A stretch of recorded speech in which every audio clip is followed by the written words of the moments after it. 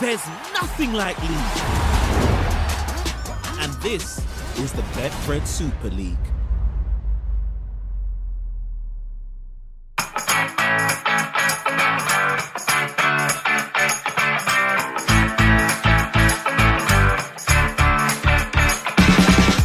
No!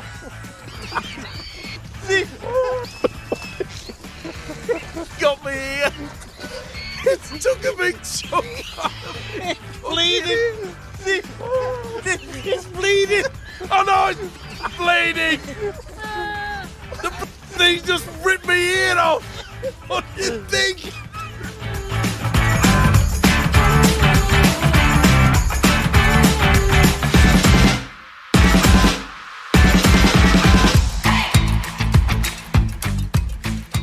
Hello again, everyone, and welcome along once more to Eddie and Stevo, the podcast, here most weeks with the support of our dear friends at Betfred. Now then, this week's podcast is off to a flying start with the talisman of Sky Sports Rugby League coverage, Brian Carney. A legend of Warrington, amongst others. Brian bagged a brace of international caps in both codes of rugby, representing Great Britain and his native Ireland. Without a doubt, one of the leading pundits of the sport, Brian approaches each broadcast with an honest and forthright approach. It's as simple as that. And with that, Brian, thanks very much for taking the time to be with us for this special edition of the show. Oh, it's so good to see you. And do it in one take. It's almost like you'd written that. Oh, no, I never write anything. And by the way, Neville Smith sends his very best wishes with all those words. Well, you're good to hear from Neville as well. Look, it's great to see you, Eddie. Great to see you, and a pleasure to do the podcast. I do enjoy listening to it. Top man.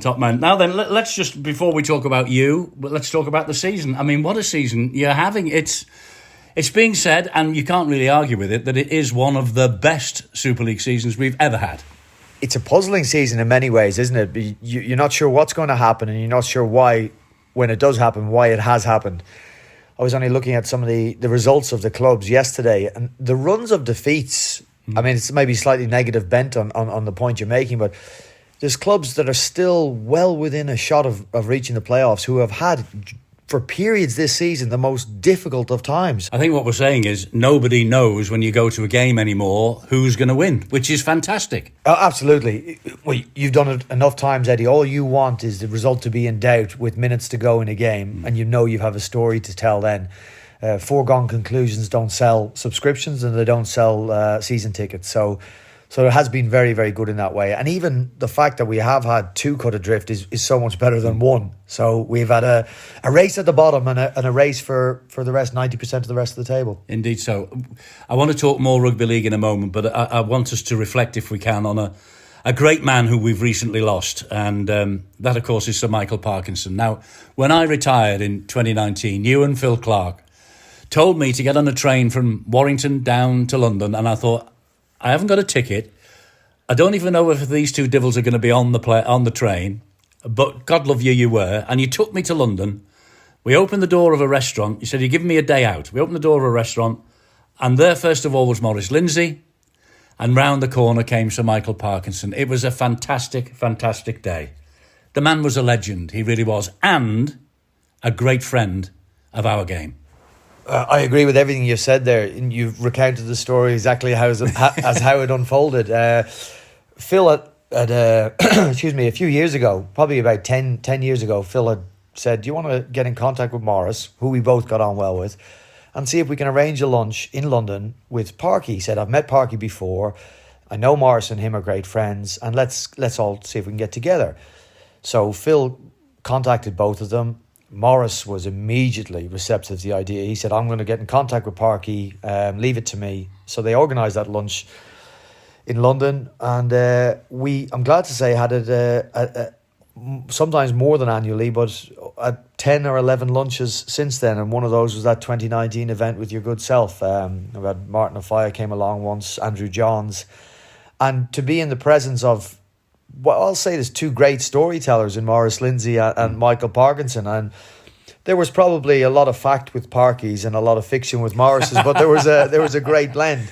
But you're right, a very special individual, a very honest, very, very sort of what you see is what you get type of person. But also, you mentioned rugby league. It wasn't just a fashionable attraction he had to the game.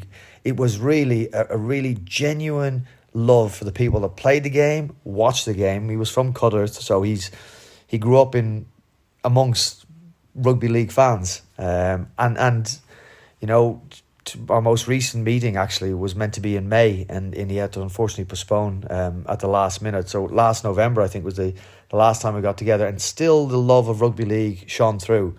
I've subsequently been sent a lot of the articles he wrote in the 90s in his, I think it was his Telegraph column, but I might have the paper wrong. And honest to God, Eddie, if you had employed a marketing agency to write briefs on the virtues of rugby league, they wouldn't have done a better job than Michael Parkinson did. I mean, it would make you proud to be involved in the game of rugby league, to have such an iconic figure, a global iconic figure, to talk so highly of the game of rugby league. So we have, I mean, the family have obviously lost the patriarch, and the game of rugby league has lost a true supporter. Yes, a desperately sad loss.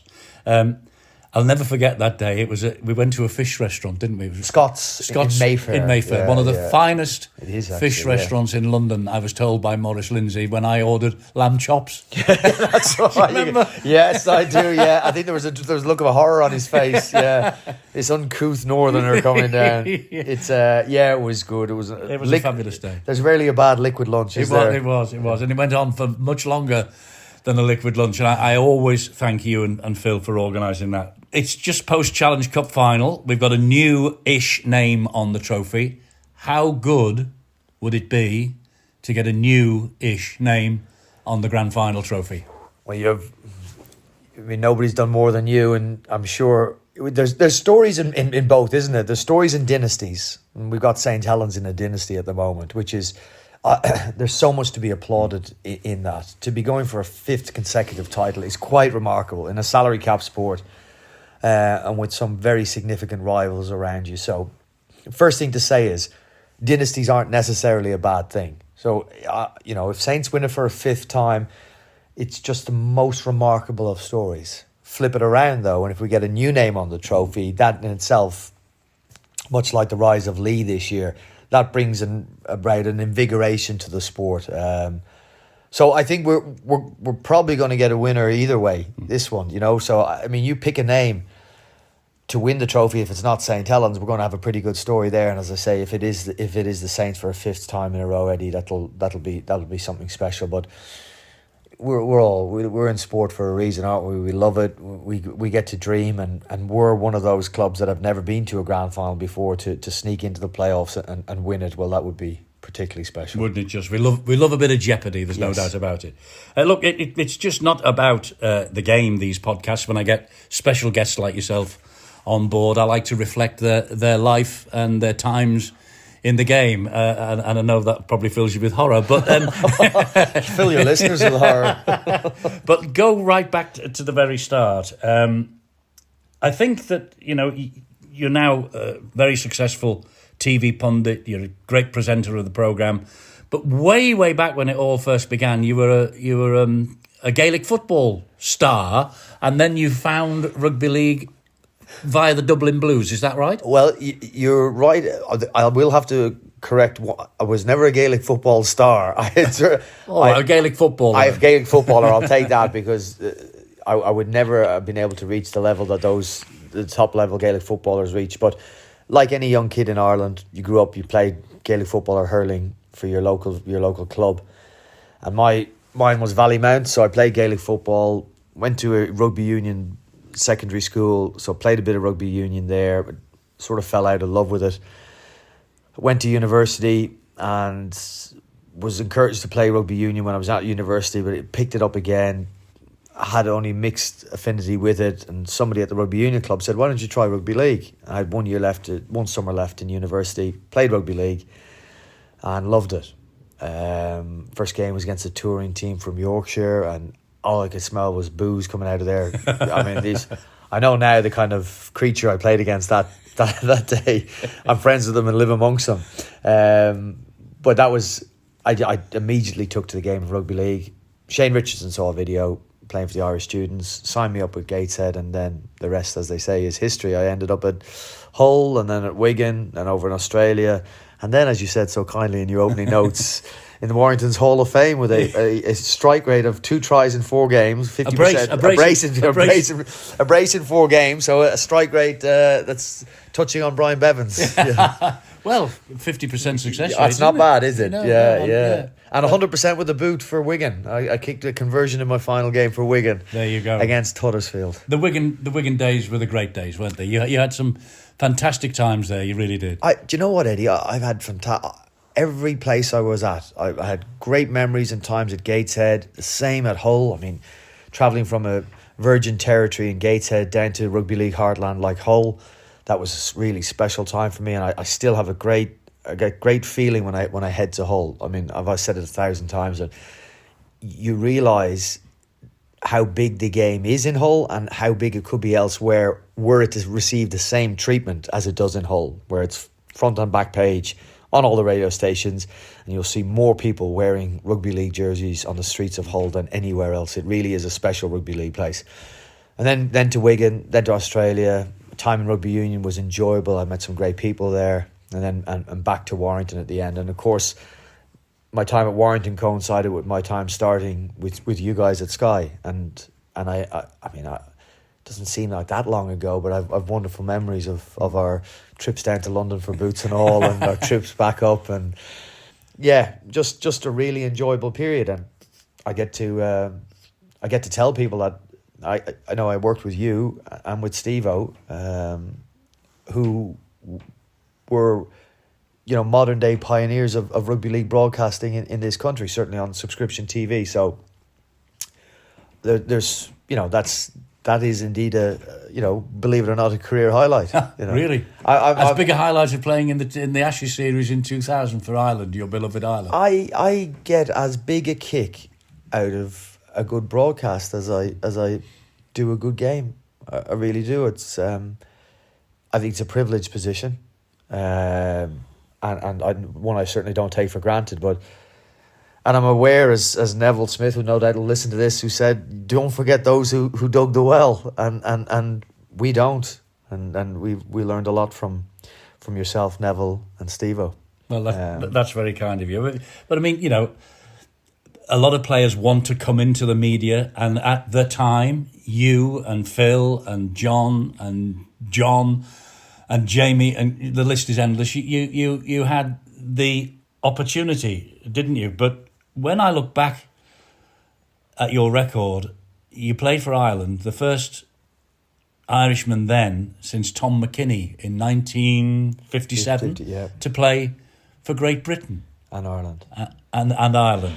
I know, but I mean, it is a massive step up, isn't it, to play for the Lions? Oh, it was, Eddie. I played my first game of rugby league in the summer of 1998 against that touring team from Yorkshire, and in October of 2003, I was playing for Great Britain and Ireland against Australia at Wigan. So that was, I felt quite rapid. I mean, I was playing my first Super League game within a year of playing rugby league for the first time. And I always think that that's a good story to tell people, because we spend an awful lot of time and money developing rugby league players, and you keep hearing about the systems. You got to bring them through the system. They got to know our system, and I think we miss an awful lot of people that you don't have to have in your system, that don't need to be, scouted at 7 years of age. If you had an open mind, I think you'd probably find as much talent out there doing other things than being in a rugby league system since they were 7 years of age. 100%. You've got the systems, you've got the amateur game, you've got the college game, you've got everything. But all the Super League clubs, they get in a crisis with a player. Where do they look? The Southern Hemisphere. Yeah. Wow. Because they are allegedly the real deal. Yeah.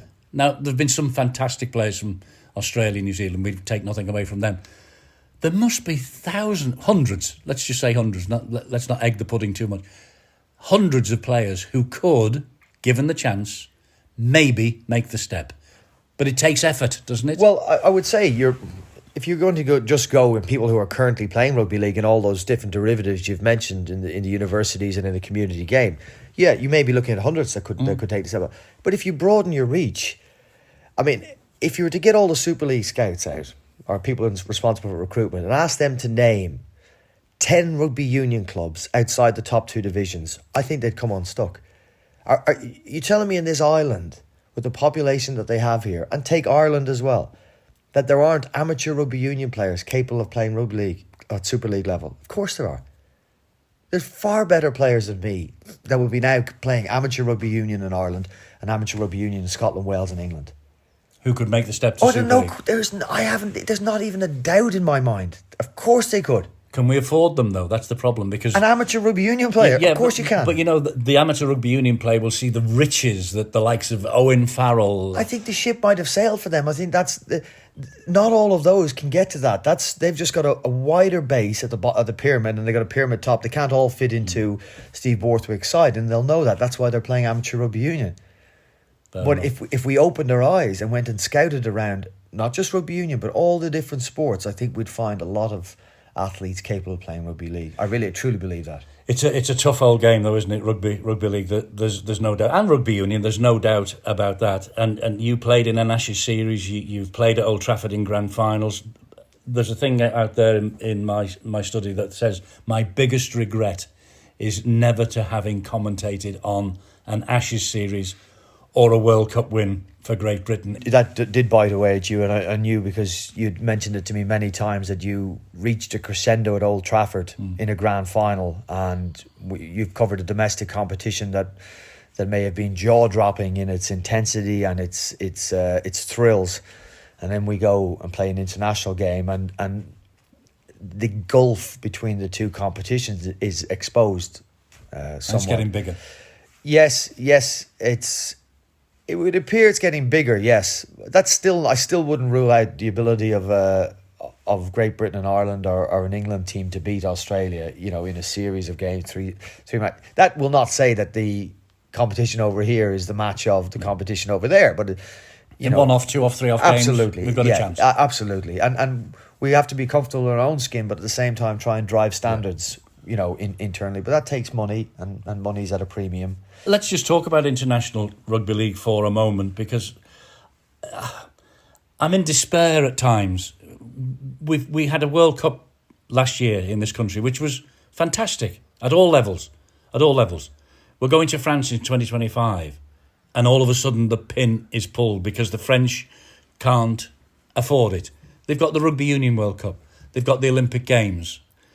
The third one, we can't afford rugby league. Now, we've had a meeting in Singapore. We have an international programme. I've heard it all before, Brian. Maurice Lindsay stepped off a plane, a bit like the guy who went to Munich and talked to Mr. Hitler. And he came with a white piece of paper and said, here it is, this is the international... And then Super League happened, and that all went in the bin. Yeah. Can we dream? Because international football, ask the Lionesses, international football is the way forward to grow a sport. Yeah. Can we dream? Can we dream it's going to happen this time? You can always dream, but you may be disappointed again. You forget as well that the World Cup was headed firstly to America. Yes. That was 10 years ago. It was told 10 years ago we were going to America. So what we're not, Eddie, is critical enough in our scrutiny of the decisions that are made. So I read an interesting article from a French journalist who wrote this, and he sort of put his hands up. He said he wrote this after the decision France made to pull out of the World Cup hosting. He said, when I reflect, really, I should have investigated things a bit more. He said there was no contact from them after the initial announcement. He said there was no social media presence on their official channels. They weren't responding to emails. This is immediately after they announced that they're going to host the World Cup. Now, that will suggest that this is not an organisation capable of running a significant tournament like this. Now, were we to properly scrutinise it at the time, or even the decision-making process, maybe we wouldn't go 3 or 4 years down the line and have an embarrassing withdrawal from the hosting. But we can avoid those embarrassments with proper scrutiny of the decisions and the decision-makers, but we run away from that a lot of the time. The World Cup that we've just had is another classic example. Everybody buys the mantra, it was the biggest, best and most inclusive, and you were scorned and shouted down if you would ask any critical questions about the running of the World Cup. It's only afterwards you finally get Troy Grant saying, well, we got the ticket pricing wrong. You know, our ticket sales, which, let's be honest, started at 1 million target and then wound their way all the way down to just under 500,000. I mean, that's a significant drop. But if you had said that at the time, you were a naysayer and a doommonger. Now, I don't think that cheerleading relentlessly does any good for the sport in the end. So bringing that forward to your conversation on the international game, we're right to scrutinise this new announcement and not just think, yes, it's now there print. We have a 2-employee international governing body. What do you expect from that? No, it's a huge job. It's a huge task, and it's a great task to persuade everybody to jump on board. We accept that, but at least we have, allegedly, an Ashes series coming in 2025. We have a World Cup coming in 2026.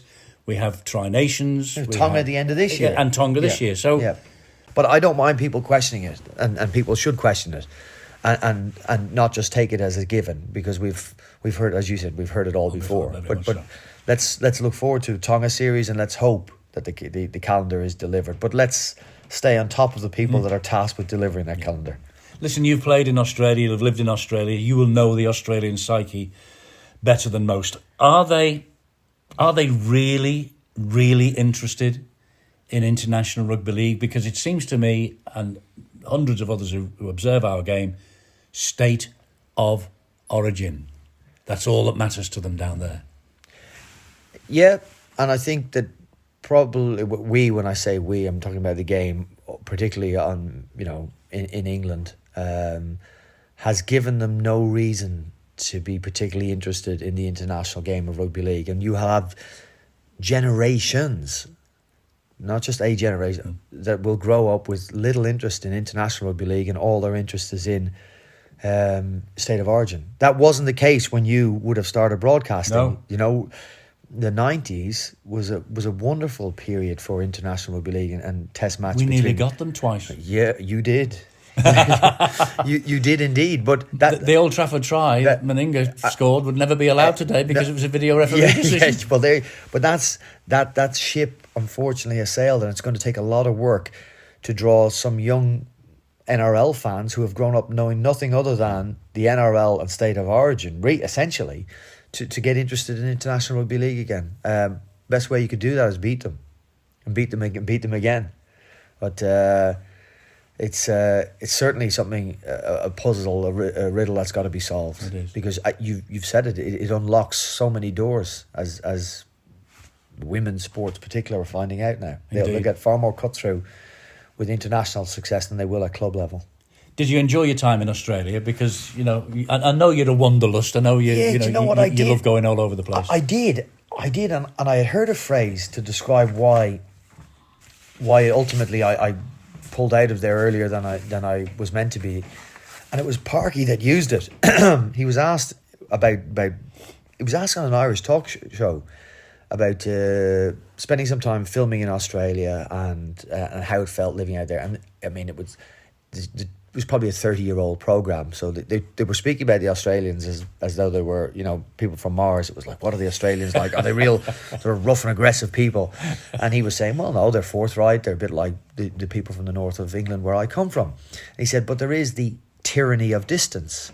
He said, when you land in Australia from a flight from Europe, almost everything that's happening in Europe is 8th, 9th, 10th item on the news. And over time, I felt certainly that even though England isn't my home, I've made a home here now, I should say, it's not where I was from, I felt, and I never thought this would happen to me, very distant from where I felt most comfortable. And I did feel a long, long way away. I know it's only a flight, you can jump on there. And so I suppose I struggled a little with that.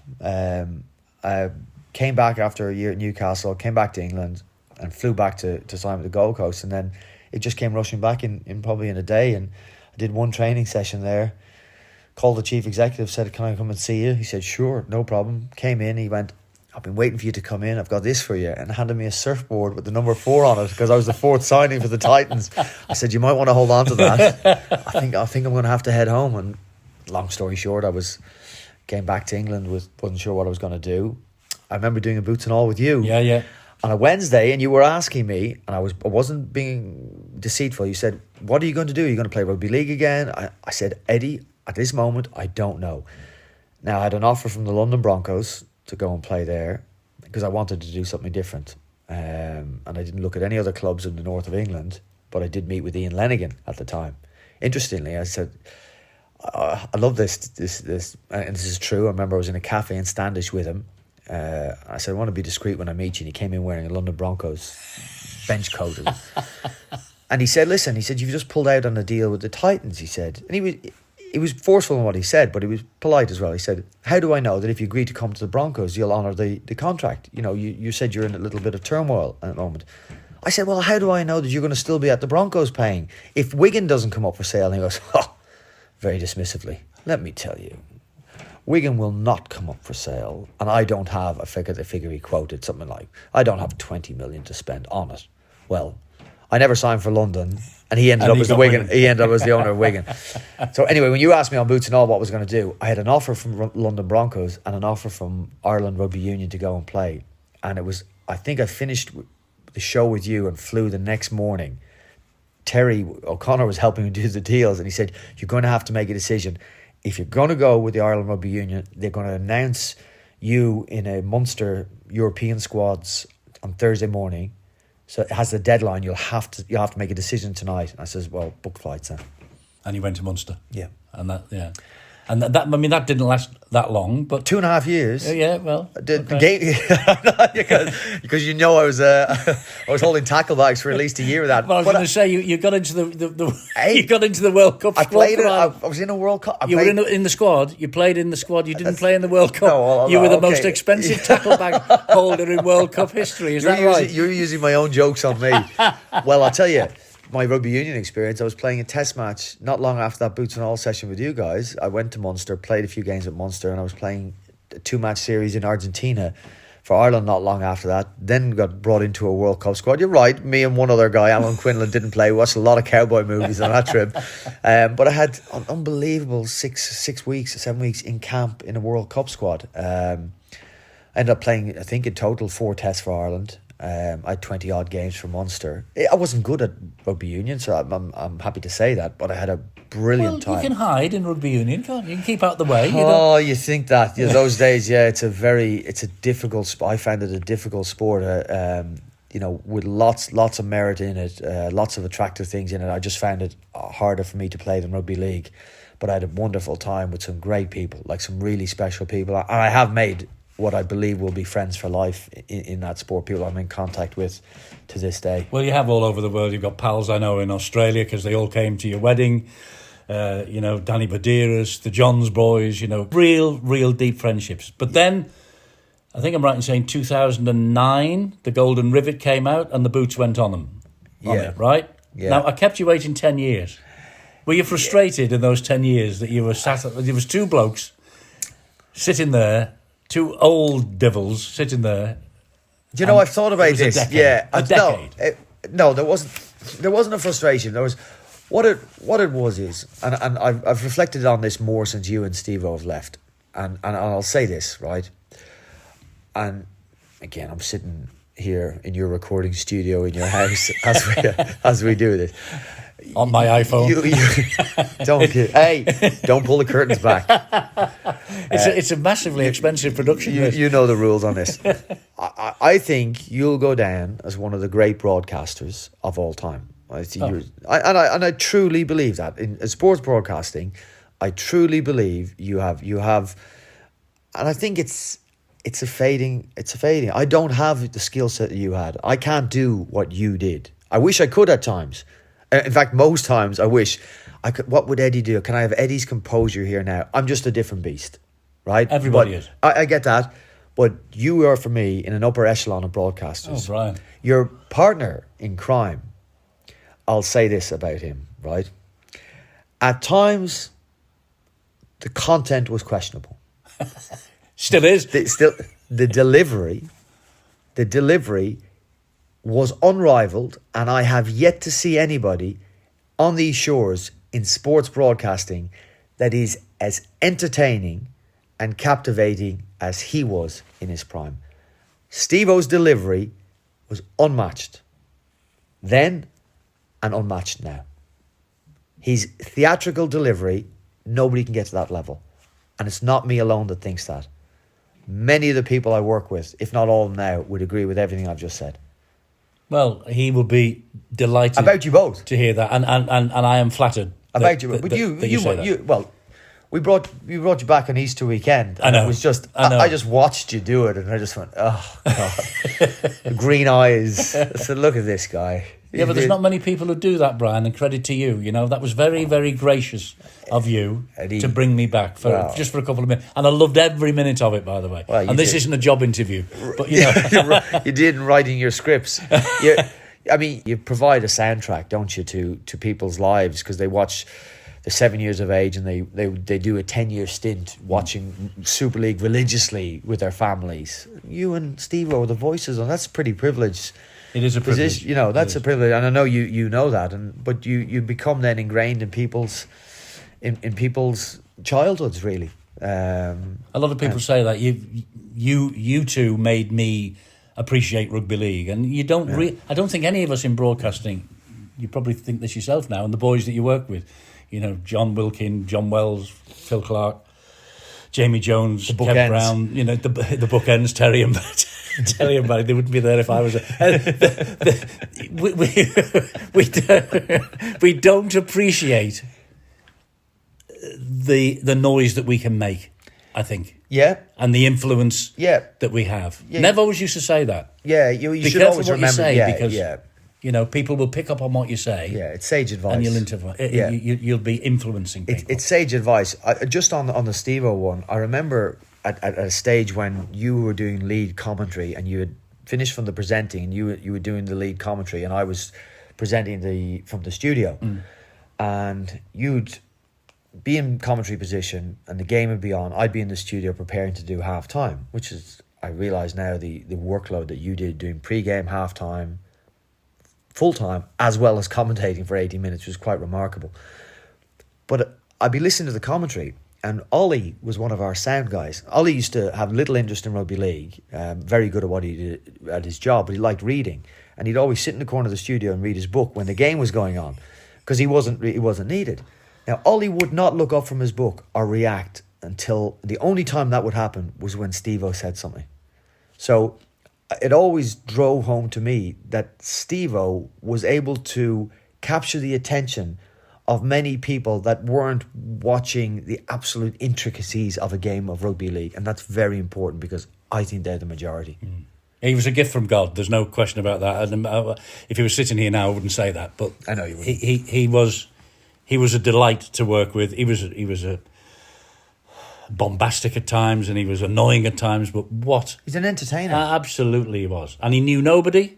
He came over with a blank piece of paper, didn't know any who was playing, and he called it as he saw it. His delivery was second to none. Absolutely it was. Absolutely. Look, it's great to see you, but I'm gonna end, if I may, with some very unfair questions. Oh, go fire me. I like asking them. Here we go. Unfair questions. Is this a segment? Yes. This is the first week this of is it. A series. Better game, rugby union, rugby league. Two words. Rugby league. Okay. Best player you have ever played with? Andrew Johns. Best opponent? Oh, jeez. Paul Sculthorpe. Oh, sorry. That's tall. I've got international games to go at there, don't I, as well? Yeah, you got anything? Yeah, sorry. Probably Darren Lockyer. Okay. Yeah. Okay. That best toughest opponent, I think. Best toughest. Yeah. Well, best opponent. Yeah, Darren Lockyer. Darren Lockyer. Okay. Suits or smart casual? A great question. I'm so happy you asked that. I think there's a happy medium. I think if you start tumbling out of suits, you can go far past smart casual and end up, casual. I know what your question is. Yeah, the uniformity of suits had its merits. We looked smart, didn't we? Well, it was easy. We all did. It was easier to get dressed. Of course, it was. Yeah, you didn't have to sit and think, well, what we're going to wear today. It's a collar and tie, and it's a suit and trousers. Yeah. Maybe it might come back. Fingers crossed. presentation. You're such a Victor Meldrew. I love it. Presentation, studio or pitch side? I think there's a case. I don't think you'd never accuse me of sitting on the fence. I think at times you need to be in a studio and give a sense of occasion in a studio. Other times, yeah. I like a studio, an outdoor studio. Is there a compromise? Do you know where you know the ones where there's a platform built. I always think that's because or stood behind a table. That's it. Yeah. Oh yes. Yeah. Absolutely. Yeah. What the pitch side presentation allows you to do is the flexibility to bring people, players and coaches, particularly post match. You just drag them and they're all milling around, and sometimes you just have to give them a nod and a look. You can't really do that when you're in studio. So there's merits in both. Okay, and again back to yes no interlude. Yeah. Will we ever beat the Aussies? Who's we? Great Britain and Ireland, the Lions. Will we, or England? Will we ever beat Australia in an Ashes series? Without a doubt. Will we win the World Cup in 2026? Again, who's we? It's England. Well, Ireland will probably be there as well. So go on, you can have it. If we get all our players, we'll have a rattle. But will England win it? No. Okay, I think that's just about it. This is probably you've got the gold medal as the longest, most entertaining. Eddie and Stevo, the podcast of all time. Eddie, this has been a pleasure. I get great joy out of listening to you and Stevo on the podcast. And again, you got to remember, for me, my first memories of Super League was standing in a bowling alley in 1998 in Dublin, watching Super League game on TV. And I remember I think John Scales was playing, just the name. Leeds? I think it was Bradford at the time. He was the big winger, and I think it might have been a game of Castleford, and there was fireworks, cheerleaders, numbers and names on the back of jerseys, and you and Stevo were the commentary for it. That's 25 years ago. You know, I was 14 then, I think, or... Jeez. Yeah. Gone in the blink of an eye. I got that right. 14, steady on. Steady on. You were the oldest man to ever play make a debut in the NRL, for God's sake. And you were 29 then? Yeah. Did I tell you got Dally M Winger of the Year that year as well? Yeah. You didn't read that out in your notes, your research on Wikipedia. I know you made the World 13. Twice. I know you made the Super League Dream Team. Yes, once. You didn't do bad, and you're not doing bad now. I had a great time, Eddie. I had a great time, and I love what I do. I find it a privileged position. I wish, like you did for a long time, that the game could be so much more than it currently is. I do think the game needs stronger leadership than it has had for a while. And I'll finish on this. And you started with mentioning Parky and Morris. We need P.T. Barnum. We need somebody to say roll up, and to enthuse all people that were previously involved in the game, currently involved in the game, that play it, that used to play it, that support it, that buy season tickets, that don't anymore, that might, and enthuse them and tell them that they have made the right decision to follow rugby league. Affirm that for them. We do not have that person. We have got administrators in the strictest sense of the word. We lack leadership, and we have done for a long time. We need a P.T. Barnum in the game. Do you fancy being him? Nope. I'm too small. Brian, a delight. I'm taller than Morris. Yeah. Well, that's true. A bit smaller than Clarkey, and he's certainly slimmer than Stevo. Anyway, look, it's been a delight to have you on the podcast this week. Thank you so much for your time. You've been generous as ever. And until the next Eddie and Stevo, the podcast, goodbye. Don't you have to thank your sponsors? I've done that. Again at the end? I've done it.